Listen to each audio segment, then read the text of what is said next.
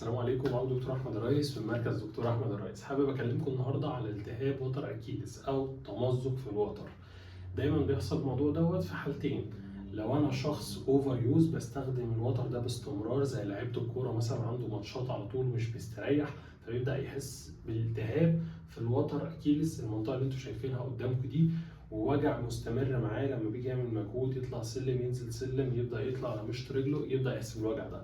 تاني حاله ان انت عملت مجهود زياده عليه في مره واحده، مثلا رحت الجيم شلت اوزان تقيله وبدات ان انت تتمرن تمرين زي تمرين السمانه، مش طلعت على مشط رجلك، فبيبدا ان هو يتمزق او يحصل فيه التهاب. في الفيديو دوت هقول لك ازاي نعالجه، وعلى طول هندخل في الموضوع على طول زي ما انتم متعودين. هوريك اهو ده مكان الوتر. تعالى هنبدا ان احنا بس نعمل حاجه اسمها ديب تيشو مساج.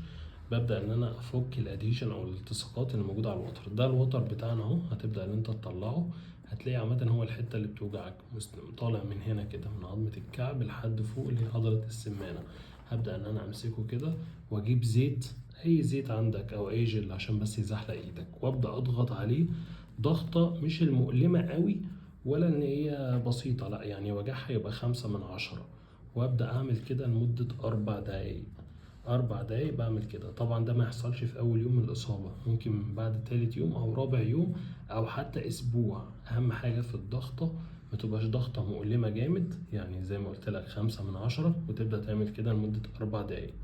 وبعد كده نبدا نعمل استرتشات.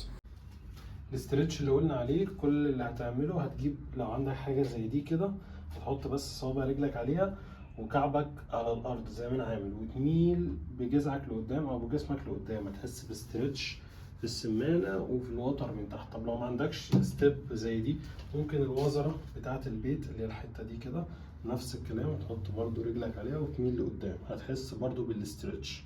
تمام. هتثبت فيه 30 ثانيه، يعني انا هفضل حاطط رجلي كده ودي كده ومايل لقدام وواقف 30 ثانيه لمده 3 مجاميع. 30 ثانيه واريح، 30 ثانيه واريح، 30 ثانيه واريح، كده انا خلصت ال3 مجاميع. هبدا اخش على الاسترتش اللي بعده، هو اصعب منه شويه، نفس الوضع بتاعي اهو، وحاطط رجلي برجلي التانية، هاخد خطوه لقدام، هعمل بنفس الوضع ده كده وافرد ركبتي واثبت برضو 30 ثانيه، 3 مجاميع. كده دول الاسترتشين اللي احنا اتكلمنا عليهم.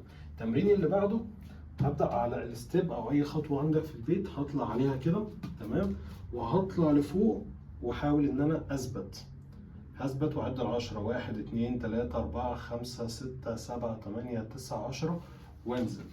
تمام. هبدا ان انا اعيدها تاني نفس الكلام، هحاول اطلع فوق اقصى حاجه اقدر عليها 10 واريح برضو 3 مجاميع، في كل مجموعه بثبت 10 ثواني بس. والحاجات اللي انا قلتها دي حاجات تعملها في اول اسبوعين من الاصابه، يعني ده مش برنامج علاجي تمشي عليه، دي مجرد بس حاجه مؤقته لحد ما تشوف الوجع معاك عمل ايه. لو الدنيا خفت فخلاص انت كده درجه اولى، مجرد بس انك ترتاح وتعمل الديب مساج والاسترتشات واخر تمرين اللي هو التقويات ده، انت كده زي الفل. الموضوع بدا يبقى فيه وجع بعد تاني اسبوع والتمارين دي ما جابتش نتيجه معاك، يبقى لازم تروح لدكتور.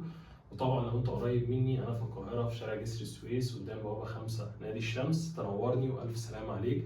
طبعا ما تنسوش تعملوا سبسكرايب للقناه وكومنت جميل زيكم. والسلام عليكم ورحمه الله وبركاته.